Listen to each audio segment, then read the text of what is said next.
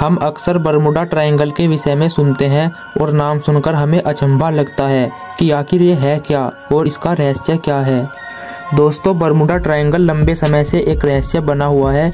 कई रिसर्च के बाद भी वैज्ञानिक इसके रहस्य का पता नहीं लगा पाए हैं। इसके अंदर अब तक न जाने कितने जहाज और एयरक्राफ्ट इसके भीतर रहस्यमय ढंग से गायब हो चुके हैं। इसे बरमुडा ट्रायंगल इसलिए कहा जाता है क्योंकि इसका आकार ट्रायंगल की तरह है। पिछले 100 सालों में लगभग 80 हवाई जहाज और 100 से ज्यादा छोटे बड़े जहाज बरमुडा ट्रायंगल के अंदर गायब हो चुके हैं और लगभग 1000 से ज्यादा लोगों की मौत हो चुकी है। बरमुडा ट्रायंगल के बारे में सबसे पहले सूचना देने वाले क्रिस्टोफर कोलंबस थे। कोलंबस ही वह पहले शख्स थे जिनका सामना बरमुडा ट्रायंगल से हुआ था।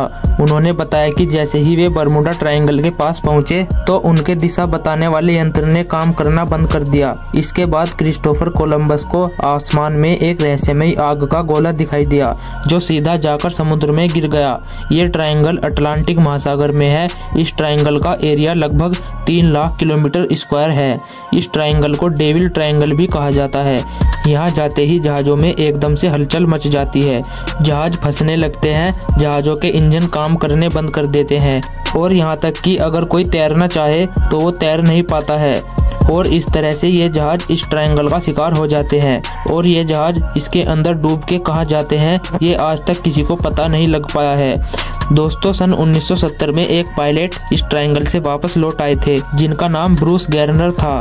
इन्होंने बताया कि जब अचानक बरमुडा ट्रायंगल के ऊपर से हमारा विमान गुजरा तो मौसम बिल्कुल बिगड़ गया और सामने बादलों का कोहरा हो गया, मानो जैसे बादलों की गुफा हो।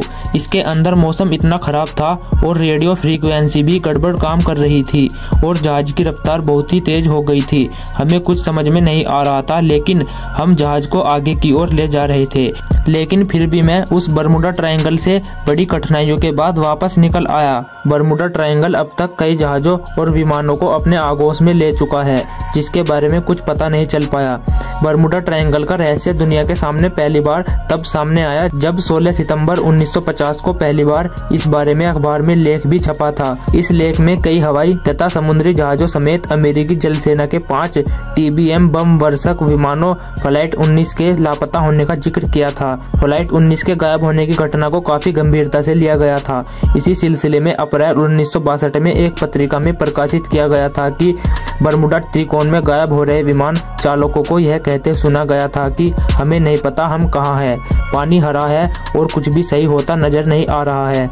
जल सेना के अधिकारियों के हवाले ये भी कहा गया था कि विमान किसी दूसरे ग्रह पर चले गए हैं।